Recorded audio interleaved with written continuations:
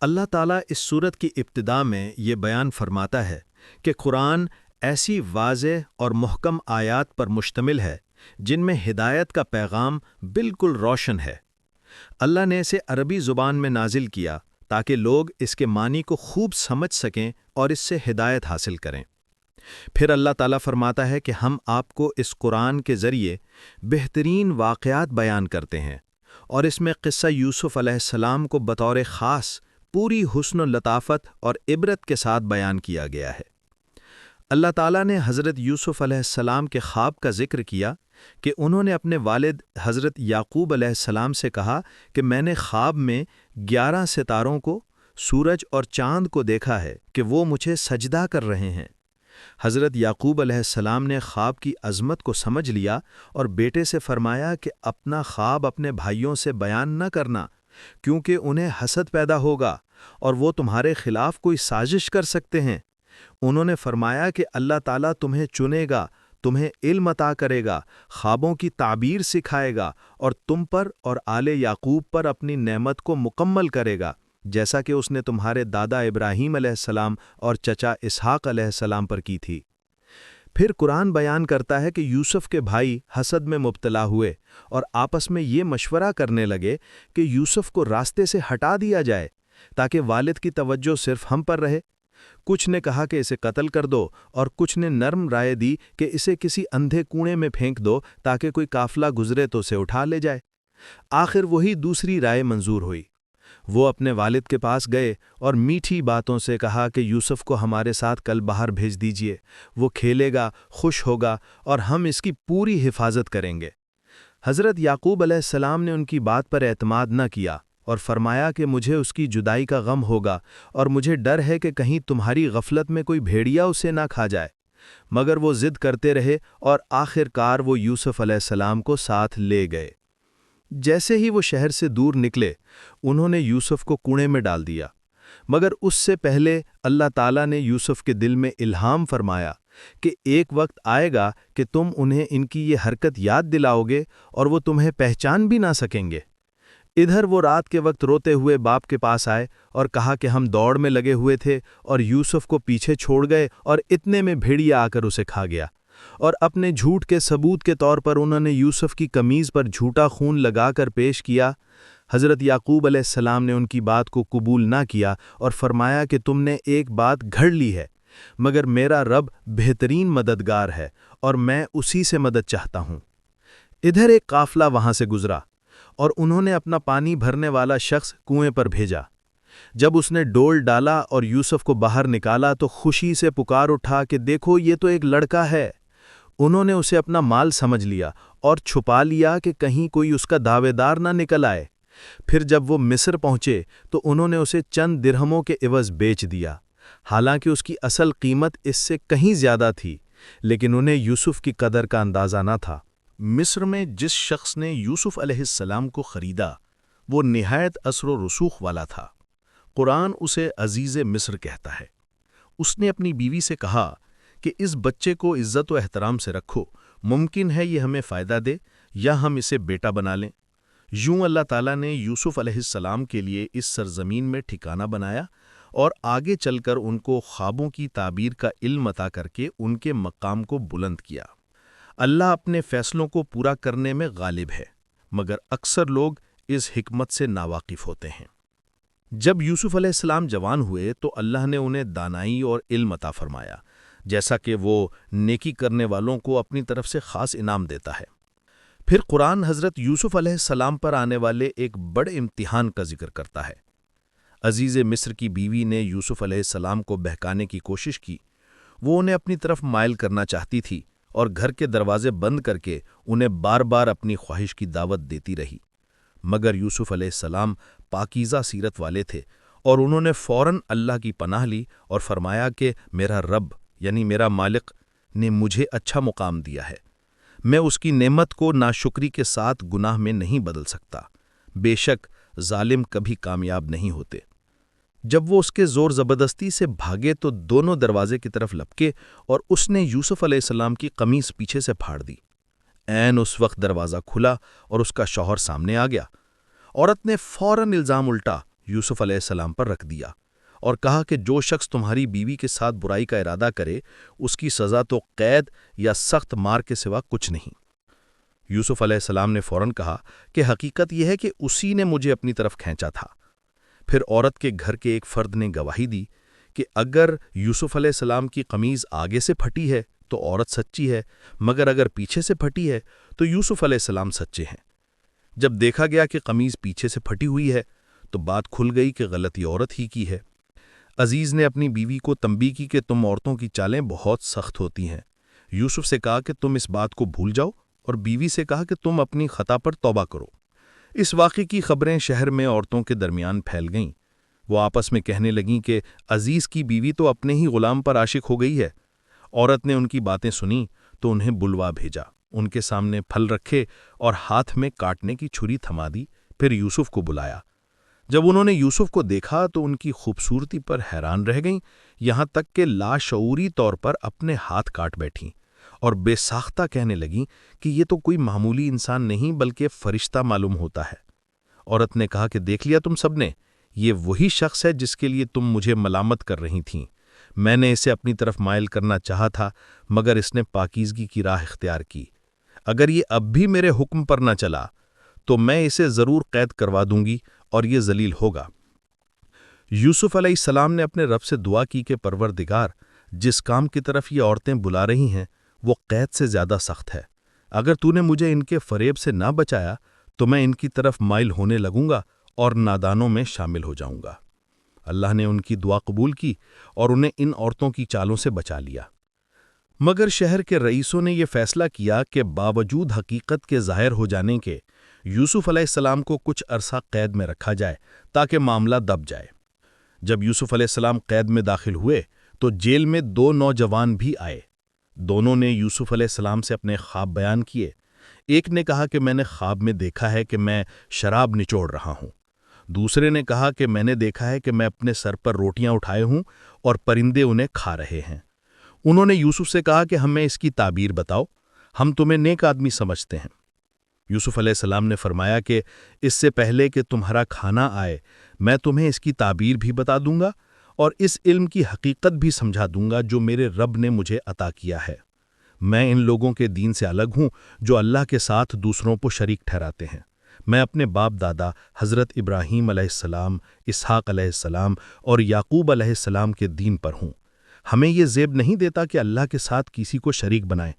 یہ اللہ کا فضل ہے مگر اکثر لوگ شکر نہیں کرتے۔ یوسف علیہ السلام نے فرمایا کہ اے میرے ساتھیو، کیا کئی جھوٹے اور بے اختیار معبود بہتر ہیں یا ایک اللہ جو سب پر غالب اور سب کا مالک ہے؟ تم جن کو پکارتے ہو وہ محض نام ہیں جن کی کوئی حقیقت اللہ نے نہیں اتاری۔ حکم تو صرف اللہ کا چلتا ہے، اسی نے حکم دیا ہے کہ اس کے سوا کسی کی عبادت نہ کرو۔ یہی سیدھا دین ہے مگر اکثر لوگ نہیں جانتے۔ پھر یوسف علیہ السلام نے ان دونوں کو خواب کی تعبیر بتائی۔ ایک سے کہا کہ تم اپنے مالک کے پاس واپس جاؤ گے اور اسے شراب پلایا کرو گے، اور دوسرے سے کہا کہ تمہیں سولی دی جائے گی اور پرندے تمہارے سر کو نوچیں گے۔ یہ فیصلہ طے ہو چکا ہے جس کی تعبیر میں تم سے بیان کرتا ہوں۔ حضرت یوسف علیہ السلام نے قید خانے کے دونوں ساتھیوں کو جنہوں نے اپنے خواب بیان کیے تھے تعبیر بتاتے ہوئے فرمایا کہ اے میرے دونوں قیدی ساتھیوں، تم دونوں کے خوابوں کا فیصلہ یہ ہے کہ تم میں سے ایک تو اپنے مالک کا ساقی بن کر آزاد ہو جائے گا اور بادشاہ کو مشروب پلائے گا، لیکن دوسرے کے بارے میں فیصلہ یہ ہے کہ اسے سولی پر چڑھا دیا جائے گا اور پرندے اس کے سر کا گوشت کھائیں گے، اور یہ وہی فیصلہ ہے جس کے بارے میں تم دونوں نے مجھ سے دریافت کیا تھا، اور یہ اللہ کی طرف سے اٹل ہے۔ پھر یوسف علیہ السلام نے ان دونوں میں سے جس کے متعلق جانتے تھے کہ وہ بچ نکالے گا اس سے کہا کہ بادشاہ کے پاس جا کر میرا ذکر کرنا تاکہ وہ مجھے یہاں سے نکالے، لیکن شیطان نے اسے یوسف کا ذکر بادشاہ سے کروانے سے بھلا دیا۔ نتیجتاً یوسف کئی سال مزید قید میں رہے، حالانکہ وہ بے قصور تھے۔ اب قرآن بیان کرتا ہے کہ ایک روز بادشاہ نے خواب دیکھا۔ اس نے دیکھا کہ 7 موٹی گائیں ہیں جنہیں 7 دبلی گائیں کھا رہی ہیں، اور اس نے یہ بھی دیکھا کہ 7 سبز بالیاں ہیں اور 7 خشک۔ بادشاہ اس خواب سے پریشان ہوا اور اپنے درباریوں سے پوچھا کہ اگر تم خواب کی تعبیر جانتے ہو تو مجھے بتاؤ۔ انہوں نے کہا کہ یہ تو الجھے ہوئے خواب ہیں اور ہم خوابوں کی حقیقت کا علم نہیں رکھتے۔ اسی وقت وہ ساقی جسے یوسف علیہ السلام نے تعبیر بتائی تھی، برسوں بعد یوسف علیہ السلام کو یاد کرتے ہوئے بولا کہ میں تمہیں اس خواب کی صحیح تعبیر لا کر دوں گا۔ اور وہ قید خانے میں یوسف علیہ السلام کے پاس آیا اور کہا کہ اے یوسف، اے سچے اور راست گو شخص، بادشاہ نے یہ خواب دیکھا ہے، اس کی تعبیر بتا دیجئے تاکہ میں لوگوں کو بتاؤں اور وہ سمجھ جائیں۔ یوسف علیہ السلام نے اللہ کے عطا کردہ علم سے تعبیر بیان کی۔ انہوں نے کہا کہ اس کی تعبیر یہ ہے کہ ملک میں 7 سال خوب فراوانی اور زرخیزی کے آئیں گے۔ ان سالوں میں جو غلہ حاصل ہو اسے بالیوں سمیت محفوظ رکھو، سوائے اس تھوڑے سے حصے کے جو تم کھانے میں استعمال کرو گے۔ اس کے بعد 7 سال سخت قحط کے آئیں گے، جو گزشتہ سالوں میں تم نے ذخیرہ کیا ہوا سارا غلہ کھا جائیں گے، سوائے اس کے جو تم خاص طور پر بچا کر رکھو گے۔ پھر ان برسوں کے بعد 1 سال ایسا آئے گا جس میں لوگوں پر اللہ کی رحمت ہوگی، بارشیں ہوں گی اور لوگ پھل نچوڑیں گے، یعنی خوشحالی لوٹ آئے گی۔ جب بادشاہ کو یہ تعبیر سنائی گئی تو وہ یوسف کے علم اور بصیرت سے متاثر ہوا اور حکم دیا کہ یوسف کو میرے پاس حاضر کیا جائے۔ جب قاصد یوسف کے پاس آیا تو یوسف نے فوراً باہر نکلنے کے بجائے کہا کہ پہلے بادشاہ سے پوچھو کہ ان عورتوں کا کیا معاملہ تھا جنہوں نے اپنے ہاتھ کاٹ لیے تھے، میرا رب خوب جانتا ہے کہ وہ کیا کرتے تھے۔ یوسف کی خواہش یہ تھی کہ ان پر لگا ہوا پرانا الزام پوری طرح دور ہو کر سامنے آ جائے۔ بادشاہ نے ان عورتوں کو بلایا اور ان سے پوچھا کہ تمہارا یوسف کے بارے میں کیا معاملہ تھا، کیا تم نے اسے بہکانے کی کوشش کی تھی؟ وہ سب گھبرا کر بول اٹھیں کہ اللہ کی پناہ، ہم نے یوسف میں کوئی برائی نہیں دیکھی۔ تب عزیز مصر کی بیوی، جس سے سارا واقعہ شروع ہوا تھا، کھل کر بولی کہ اب سچی حقیقت ظاہر ہو جانی چاہیے۔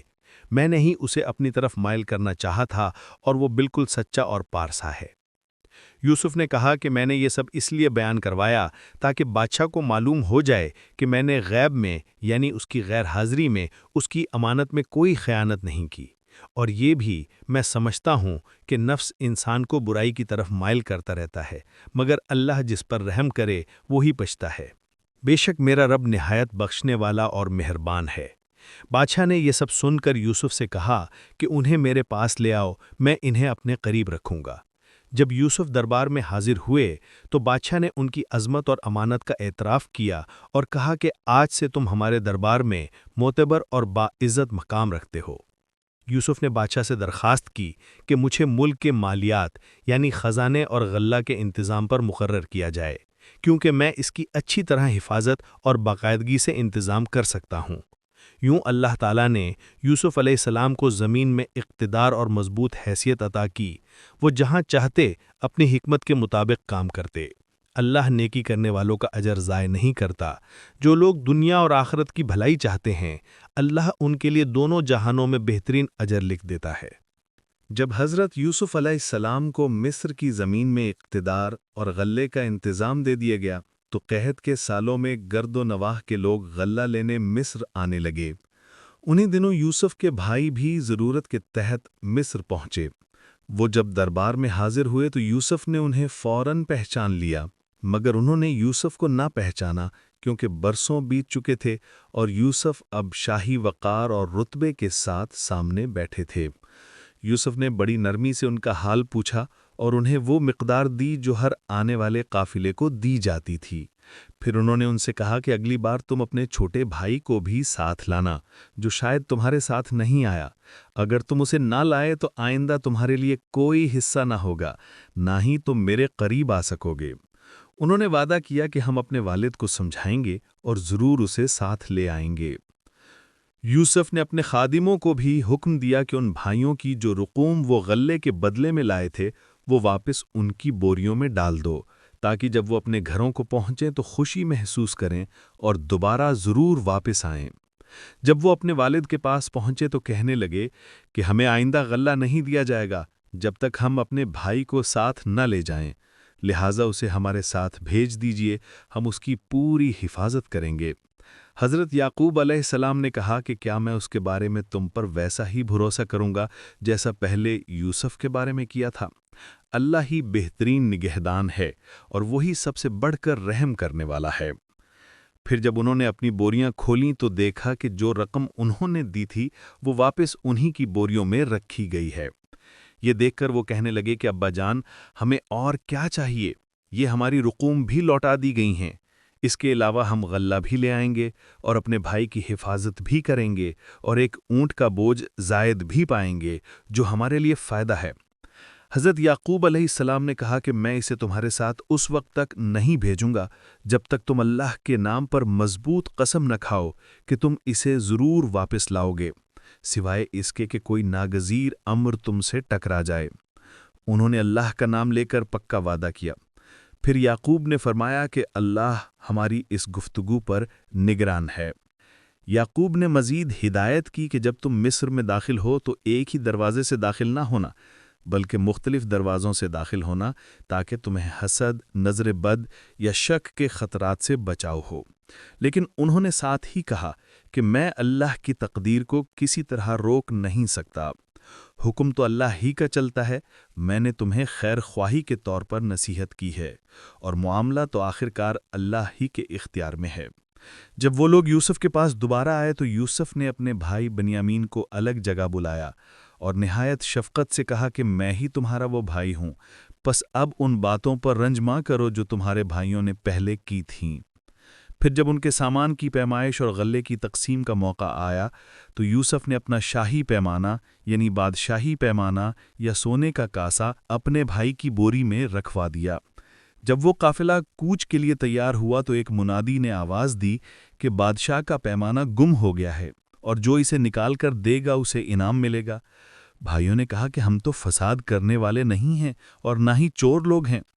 تفتیش کرنے والے نے پوچھا کہ اگر تم جھوٹے ثابت ہوئے تو چور کی سزا کیا ہوگی؟ انہوں نے کہا کہ ہماری شریعت کے مطابق جس کے سامان سے چوری کا مال نکل آئے وہ شخص خود ضبط کر لیا جائے۔ یوسف نے کہا کہ اچھا، تو اسی قانون کے مطابق ہم فیصلہ کریں گے۔ پھر یوسف نے پہلے دوسرے بھائیوں کی بوریاں تلاشی لیں اور پھر آخر میں بنیامین کی بوری کھولی گئی تو اس میں سے پیمانہ برآمد ہوا۔ یوں اللہ نے یوسف کی ایک پوشیدہ حکمت پوری کی جو یوسف کی خواہش تھی، مگر اللہ نے اسے ایک حکمتانہ طریقے سے نافذ کیا۔ اللہ جس کے کام چاہے اپنے انداز سے پورے کر دیتا ہے۔ بھائی فوراً بول اٹھے کہ اگر بنیامین نے چوری کی ہے تو اس میں تعجب نہیں، اس کا بھائی پہلے بھی چوری کر چکا ہے۔ یوسف نے ان کی بات سن لی مگر برداشت کیا اور دل میں چھپا لیا اور زبان سے صرف یہ کہا کہ تمہاری حالت بہت خراب ہے اور اللہ خوب جانتا ہے کہ حقیقت کیا ہے۔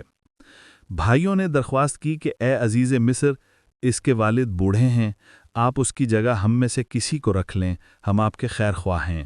یوسف نے فرمایا کہ اللہ کی پناہ کہ ہم کسی بے قصور کو پکڑیں، ہم تو اسی کو روکیں گے جس کے پاس سے ہماری چیز ملی ہے، ورنہ یہ ظلم ہوگا۔ جب وہ یوسف سے مایوس ہو گئے تو آپس میں الگ بیٹھ کر مشورہ کرنے لگے۔ بڑے بھائی نے کہا کہ تمہیں معلوم ہے کہ تمہارے والد نے اللہ کے نام پر ہم سے پکا وعدہ لیا تھا اور اس سے پہلے یوسف کے معاملے میں بھی تم کوتاہی کر چکے ہو۔ اب میں اس سرزمین سے نہیں جاؤں گا جب تک میرا باپ مجھے اجازت نہ دے یا اللہ میرے حق میں فیصلہ نہ کر دے، اور اللہ سب سے بہتر فیصلہ کرنے والا ہے۔ یوسف علیہ السلام جب مصر میں بنیامین کو چھڑانے سے مایوس ہو گئے تو وہ ایک طرف بیٹھ کر مشورہ کرنے لگے۔ بڑے بھائی نے انہیں یاد دلایا کہ تم جانتے ہو کہ تمہارے والد نے اللہ کے نام پر سخت قسم لی تھی کہ بنیامین کو واپس لاؤ گے، اور اس سے پہلے یوسف علیہ السلام کے معاملے میں بھی تم سے غلطی ہو چکی ہے۔ اس نے کہا کہ میں تو اس ملک سے کہیں نہ جاؤں گا، یہاں ٹھہرا رہوں گا، یا تو میرا باپ مجھے از خود اجازت دے یا اللہ میرے حق میں فیصلہ کر دے، اور وہ سب سے بہتر فیصلہ کرنے والا ہے۔ پھر انہوں نے کہا کہ تم اپنے والد کے پاس جاؤ اور صاف طور پر کہہ دو کہ ابا جان، آپ کا بیٹا چوری کے الزام میں پکڑا گیا اور ہم نے صرف وہی بات دیکھی ہے جو ہماری آنکھوں کے سامنے ہوئی، ہم غیب کے علم رکھنے والے نہیں تھے۔ اور کہیں کہ جس قافلے میں ہم آئے تھے اس کے لوگوں سے بھی پوچھ لیجئے اور اس شہر والوں سے بھی معلوم کر لیجئے جس شہر میں ہم مقیم تھے، ہم ہرگز جھوٹے نہیں۔ جب وہ یہ خبر لے کر اپنے والد کے پاس پہنچے تو یعقوب علیہ السلام نے ان کی بات سن کر فرمایا کہ نہیں، بلکہ تم نے خود کوئی بات اپنے دل سے بنا لی ہے، مگر اب صبر ہی بہتر ہے، میں اللہ سے مدد چاہتا ہوں اس پر جو تم بیان کر رہے ہو۔ یہ دوسرا بیٹا روکے جانے کی خبر سن کر یعقوب علیہ السلام کا دل پہلے سے زیادہ غمگین ہو گیا۔ وہ یوسف علیہ السلام کی جدائی میں پہلے ہی رو رہے تھے، اب بنیامین کی جدائی نے غم میں بڑا اضافہ کر دیا، یہاں تک کہ ان کی آنکھیں آنسو بہاتے بہاتے سفید پڑ گئیں، مگر وہ اپنے غم کو اللہ ہی کے حضور ظاہر کرتے رہے۔ بیٹے کہنے لگے کہ ابا جان، آپ یوسف کو یاد کرتے کرتے گل جائیں گے یا سخت بیماری میں مبتلا ہو جائیں گے۔ یعقوب علیہ السلام نے فرمایا کہ میں اپنا دکھ اور اپنی پریشانی صرف اللہ کے سامنے بیان کرتا ہوں، اور اللہ کی طرف سے وہ جانتا ہوں جو تم نہیں جانتے۔ پھر انہوں نے کہا کہ اے میرے بیٹو، جاؤ یوسف اور اس کے بھائی کی تلاش میں لگ جاؤ، اور اللہ کی رحمت سے مایوس نہ ہونا، کیونکہ اللہ کی رحمت سے کافر لوگ ہی مایوس ہوتے ہیں۔ جب وہ دوبارہ مصر پہنچے اور یوسف علیہ السلام کے سامنے حاضر ہوئے تو نہایت عاجزی سے کہنے لگے کہ اے عزیز، ہمیں سخت تکلیف نے گھیر رکھا ہے، قحط کی شدت ہے اور ہم قلیل مال لائے ہیں۔ آپ ہمیں پورا پورا غلہ دے دیں اور ہم پر صدقہ اور احسان کریں، بے شک اللہ احسان کرنے والوں کو پسند کرتا ہے۔ یوسف علیہ السلام نے ان کی حالت دیکھ کر کہا کہ کیا تم جانتے ہو کہ تم نے یوسف علیہ السلام اور اس کے بھائی کے ساتھ کیا سلوک کیا تھا جبکہ تم نادانی میں مبتلا تھے؟ وہ چونک اٹھے اور بولے کہ کیا آپ واقعی یوسف ہیں؟ انہوں نے کہا کہ ہاں، میں یوسف ہوں اور یہ میرا بھائی ہے۔ اللہ نے ہم پر کرم فرمایا ہے۔ جو اللہ سے ڈرتا ہے اور صبر کرتا ہے، اللہ نیکی کرنے والوں کا اجر ضائع نہیں کرتا۔ بھائی فوراً شرمندگی میں ڈوب گئے اور بولے کہ اللہ کی قسم، ہم نے واقعی گناہ کیا تھا اور ہم نے آپ کو ترجیح نہیں دی تھی، ہم غلطی کرنے والے تھے۔ یوسف علیہ السلام نے بڑی بزرگی اور کرم دلی سے فرمایا کہ آج تم پر کوئی ملامت نہیں، اللہ تمہیں معاف کرے اور وہ سب سے بڑھ کر رحم کرنے والا ہے۔ انہوں نے کہا کہ تم میرا یہ کرتا لے جاؤ اور اسے میرے والد کے چہرے پر ڈال دو، ان کی بینائی واپس آ جائے گی، اور پھر تم سب انہیں میرے پاس لے آؤ۔ جب قافلہ روانہ ہوا اور ابھی گھر نہیں پہنچا تھا، یعقوب علیہ السلام نے دور سے محسوس کیا کہ یوسف کی خوشبو آ رہی ہے۔ انہوں نے کہا کہ اگر تم لوگ مجھے بوڑھا اور وہمی نہ سمجھو تو میں کہتا ہوں کہ مجھے یوسف کی خوشبو آ رہی ہے۔ گھر والوں نے کہا کہ آپ ابھی بھی پرانی یاد میں ہیں۔ لیکن جب خوشخبری والا آیا اور یوسف کی قمیص یعقوب علیہ السلام کے چہرے پر ڈالی گئی تو فوراً ان کی بینائی واپس آ گئی۔ وہ بول اٹھے کہ میں نے تم سے کہا تھا کہ میں اللہ کی طرف سے وہ جانتا ہوں جو تم نہیں جانتے۔ بھائی شرمندہ ہو کر بولے کہ ابا جان، ہمارے لیے اللہ سے دعا کیجئے کہ وہ ہمارے گناہ معاف کر دے، ہم نے یقیناً خطا کی ہے۔ یعقوب علیہ السلام نے فرمایا کہ میں اپنے رب سے تمہارے لیے مغفرت مانگوں گا، وہ بڑا بخشنے والا، نہایت رحم کرنے والا ہے۔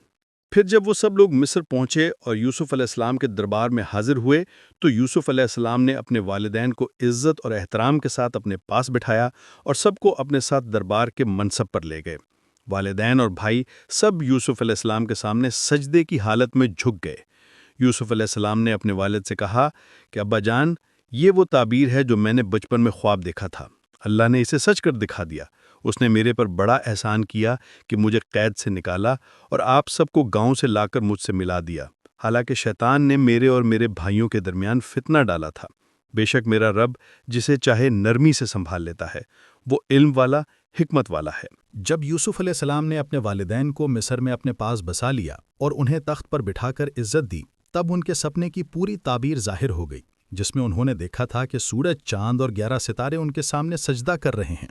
انہوں نے اپنے والد کو بتایا کہ اللہ نے ان کے ساتھ کتنا بڑا احسان کیا ہے، انہیں قید سے نکالا، ان کے بھائیوں کے دلوں کو پکھلا دیا اور پریشانیوں کو آسانی میں بدل دیا۔ پھر یوسف علیہ السلام نے اپنے رب کی تعریف کی کہ وہ چاہے جیسا امتحان دے، آخر میں بندوں کے حال کو بہترین طور پر سنوار دیتا ہے۔ یوسف علیہ السلام نے دعا کی کہ اللہ انہیں اسلام پر زندگی اور اسلام پر ہی موت عطا کرے اور صالح بندوں میں شامل کرے۔